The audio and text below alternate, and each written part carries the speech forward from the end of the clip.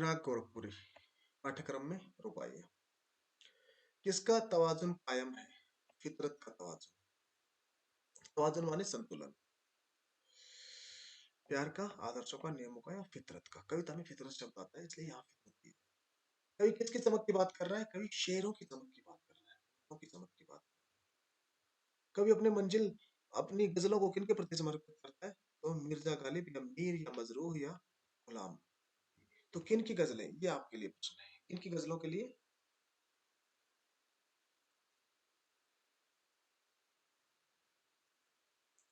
और गालिब, गालिब नहीं होगा, देखिए ध्यान से। मीर की गजलें बोले हैं, का गालिब है? देख लीजिए एक बार, गालिब ही हो गई। मुझे नहीं पता, आप खुद देखिए। नहीं देख रहे? अपनी नीतिका में मजाक रहे हैं क्या? मिर्जा गालिब, वो मीर लिख रहे हैं। सर जाग तो रहे हो। सर मिर्जा गालिब भी तो है। गालिब है। यहाँ तो उत्तर। मीर और गालिब की तरह। हम्म। सर पता नहीं। मीर पंक्ति आती है, उसमें लिखते हैं वो, मेरे इन गजलों में मीर की गजलें बोले, ऐसा कुछ पंक्ति आती है। पठित गजल के अनुसार रात के सन्नाटे क्या कर रहे हैं? पठित के अनुसार कुछ बोल रहे हैं, रात के सन्नाटे कुछ बोल रहे हैं। फितरत का कायम है तवाजुन, जहाँ तवाजुन का क्या अर्थ है? संतुलन। तवाजुन का अर्थ है रात गए गर्दों पे फरिश्ते, यहाँ गर्दों का अर्थ क्या है? आकाश। गर्दों माने आकाश। तारे आके झपकाए, जर्रा जर्रा सोए, यहाँ जर्रा जर्रा का अर्थ है कण कण, तो यहाँ जर्रा जर्रा का अर्थ है कण कण। रुबाइयां कविता में किसके लच्छे चमक रहे हैं? रुबाइयां कविता में राखी के लच्छे चमक रहे हैं। रुबाइयां किसकी रचना है? रुबाइयां फिराक गोरखपुरी की रचना।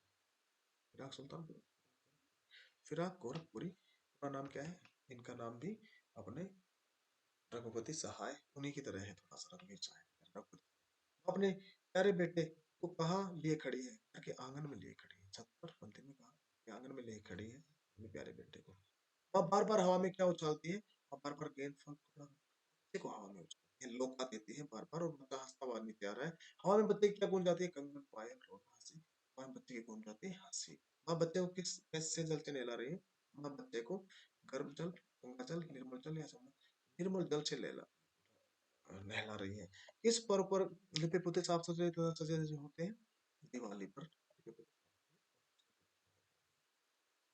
घर में किससे बने सुंदर खिलौने रखे हैं? घर में चीनी मिट्टी से बने हुए सुंदर खिलौने रखे हैं। दिवाली के अवसर पर रूपवती के मुख पर क्या होती है? तो दिवाली के अवसर पर रूपवती एक नरम चमक लिए होती है, एक नरम चमक लिए होती है, एक नरम। माँ अपने पुत्र को क्या देती है? माँ अपने पुत्र को दर्पण देती है और देख कहती है चांद उतर आया है। किसके लच्छे चमक रहे हैं? तो राखी के लच्छे चमक रहे हैं कविता में। राखी के लच्छे, राखी के लच्छे किस तरह चमक रहे हैं? तो राखी के लच्छे बिजली की तरह चमक रहे हैं। रुबाइयों में किस छंद का प्रयोग हुआ है? रुबाइयों में रुबाई छंद का प्रयोग हुआ है। रुबाई छंद क्या होता है? पहला दूसरे की तुक मिलती है, तीसरे की नहीं मिलती, चौथे की फिर से उसमें तुक मिलती।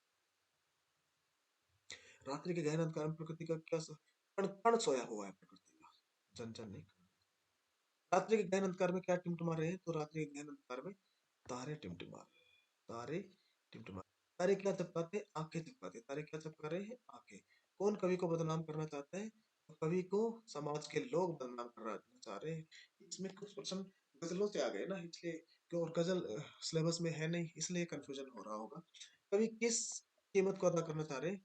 तो कवि प्रेम की कीमत, वो कीमत भी अदा करेंगे ऐसे कर। कवि किसको संबोधित कर रहा है? तो कवि प्रियतमा को संबोधित कर रहा है। कवि की प्रियतमा की भावना का सम्मान करता है पीड़ा। कवि की अपनी प्रियतमा के साथ क्या क्या क्या ख्याल है?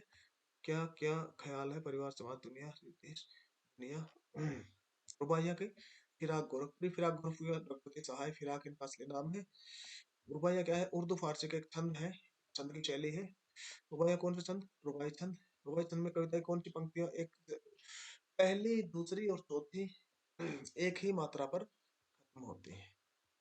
रुबाई छंद में कविता की कौन सी पंक्ति स्वतंत्र होती है? तो तीसरी पंक्ति स्वतंत्र होती है। रुबाई में कौन सा गुण है? प्रसाद गुण है। इस रुबाई में प्रसाद गुण है। सद्गुण क्या होता है? पढ़ते समय। वह में किस शैली का प्रयोग हुआ? भावपूर्ण। वह में किस रस का? वात्सल्य रस। अकेला वात्सल्य चला था क्या? ज्यादातर वात्सल्य चला। माँ अपने बच्चे को कहाँ लिए खड़ी है? घर के आंगन में। माँ बार बार हवा में अपने नन्हे बच्चे को उछाल रही है। माँ बच्चे को कहाँ जलाती है? अपने हाथों पर। हवा में बच्चे को क्या गूंजती है? हंसी या किलकिलाहट। बच्चे को कैसे जल से नहलाती है? निर्मल जल से। कविता में आता है कि निर्मल जल, इसलिए निर्मल जल यहाँ पे। हाँ, बच्चे को कैसे कपड़े पहनाते? घुटनों के बीच खड़ा करके। लीप पुते साफ सुथरे सजे धजे होते हैं दिवाली पर। घर में किससे बने सुंदर खिलौने? चीनी मिट्टी से बने। दीपावली के अवसर पर रूपवती के मुंह पर क्या चमकते हैं? नरम दमक। माँ दीपावली की शाम को दिया कहाँ जलाती है? बच्चे के घरौंदे में। बालक इस पर ललचाला है? चांद पर। बालक ही तो है चांद पर ललचा है। माँ अपने बालक को क्या देती है? दर्पण देती है। चांद किस पर उतरा है? दर्पण में। किसके लत्ते चमक रहे हैं? राखे के लत्ते किस तरह चमक रहे हैं? बिजली की तरह। लत्ते किसे कहा गया? बहुत सारी राखी के धागों को जब एक साथ बांध जाता है तो उन्हें लत्ते कहा जाता है। सीधे आया। नलचाया में कौन सा अलंकार है? अनुप्रास अलंकार है। हल्के हल्के में पुनरुक्ति प्रकाश। छलके छलके में पुनरुक्ति प्रकाश। इनमें अगर सवाल पूछ लिया जाए तो हल्के हल्के में, छलके छलके में, तो ऐसे जब पुनरावृत्ति होती है ना, तो अव्ययभाव समास। निर्मल जल और कंघी करके कौन सा अलंकार? अनुप्रास अलंकार। उमाशंकर जोशी, छोटा मेरा खेत और बगुलों का पंख। उमाशंकर जोशी गुजराती कवि। इनकी कविताओं का हिंदी अनुवाद अपने पाठ्यक्रम में। छोटा मेरा खेत किसकी रचना है? तो छोटा मेरा खेत उमाशंकर जोशी का खेत छोटा, जिसमें बगुलों के पंख पड़े हैं। उमाशंकर जोशी के पड़े हैं क्योंकि बगले वहां पे उड़कर जाते थे। उमाशंकर जोशी की आंख के चुराए लिए जाते थे। यहाँ कवि किस खेत की बात करता है? तो कवि कागज रूपी खेत की बात करता है। किस खेत की? कागज रूपी खेत। कवि के लिए तो कागज का चौकोर कोना ही खेत होगा। कवि ने अपने खेत में कौन सा बीज बोया? शब्द रूपी, प्रेम रूपी, विचार रूपी। शब्द रूपी कौन सा? हम्म इसका कठिन प्रश्न हो गया। विचार रूपी बीज बोया या शब्द रूपी? आप अगर जाग रहे हैं तो हेल्प। विचार रूपी या शब्द रूपी? इन गजलों के पर्दों में तो मीर की गजलें बोल। हाँ, मीर ही आएगा, लेकिन सिलेबस में नहीं था ना, इसलिए नहीं बता पाए मैडम। सिलेबस में नहीं था तो विचार, विचार ही आएगा ना। इन्होंने शब्द दे दिया।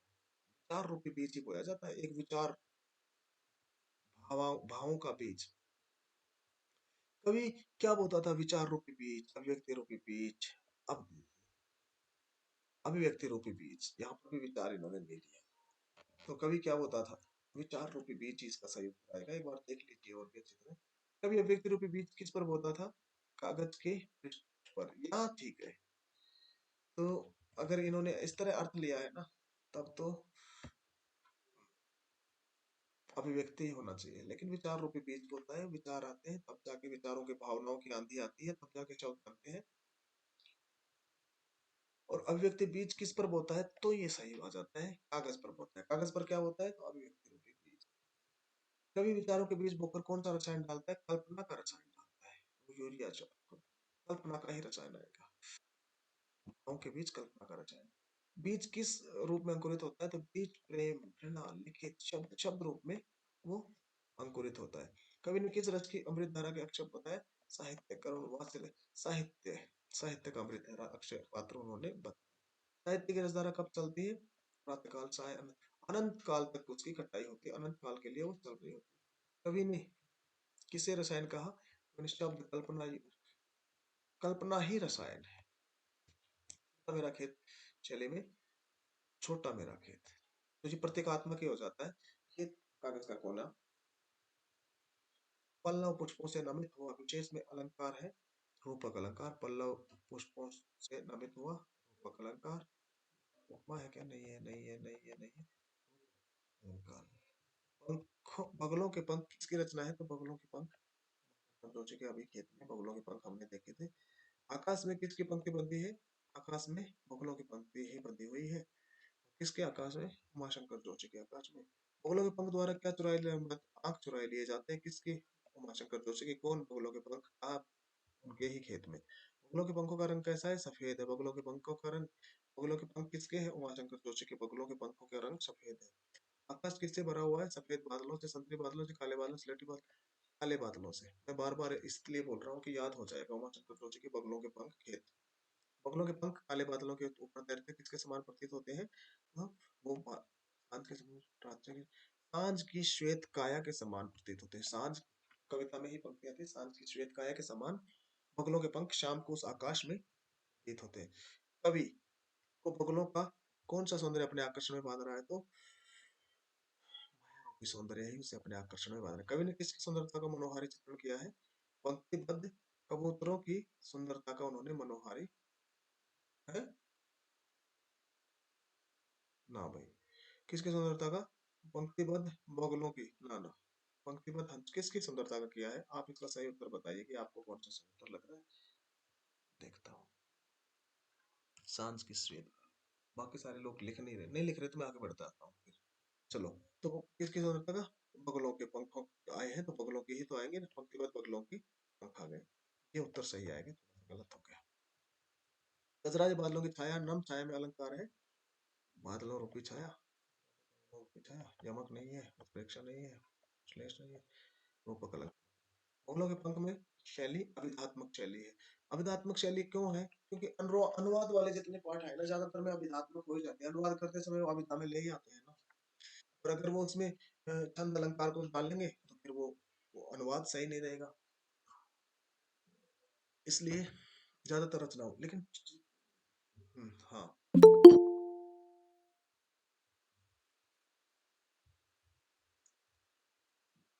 बगुलों के पंख पदावली है। ओहो, बगुलों के पंख पदावली है। कोमलकांत पदावली। सतेज से अभिप्राय है तेजस्वी, सतेज से तेजस्वी। आप अभिप्राय है, इससे अभिप्राय है आंधी। ये क्या आता था? एक शब्द, कौन सा शब्द था ये? छोटा मेरा खेत कविता में किसकी कटाई की बात की गई है? अनंतता की कटाई की बात की गई। क्षण अंकुर अनंतता की कटाई की बात की गई। कटाई अनंत की। बगुले कैसे उड़ रहे हैं? पंक्ति में एक बंद होकर ही बगुले उड़ पा रहे हैं। अशुद्ध शब्द है कहीं कहीं। कागज के कोना के लिए क्या उपनाम दिया गया है? चौकोना खेत। कागज के कोने को चौकोना खेत दिया गया है। रस का चौकोना। बगुलों के पंखों द्वारा आंखें चुराने से क्या तात्पर्य है? चोरी करना, सुंदर दिखना, आकर्षित करना, ध्यान आकर्षित करना, आकृष्ट करना, या फूलों के पंखों द्वारा आंखें चुराना, या फिर सुंदर दिखाई देना। चुराए लिए जाते हैं मेरे। हाँ? छोटे चौक खेत उपमान का प्रयोग किसके लिए किया गया है? छोटे चौकोर खेत उपमान का कागज के पन्ने के लिए किया गया है। में वो है ही नहीं, बाकी चीज कागज का। छोटा बड़ा खेत में कौन सा है? और में कभी फूल फल गायक फल। बगुलों के पंख कविता में, बगुलों के पंख कविता में ये सतेज काया क्या कर रही है? तो वो तैर रही, शांत की सचेत काया तैर रही। छोटा मेरा खेत कविता में कौन झूमने लगे? फल झूमने लगे।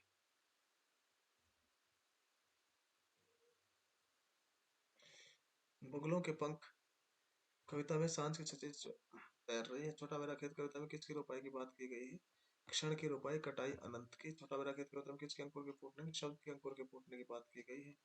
शब्द का अंकुर या बीज का अंकुर? शब्द का अंकुर। बगुलों के पंख कविता में आकाश में कैसे बादलों की छाया?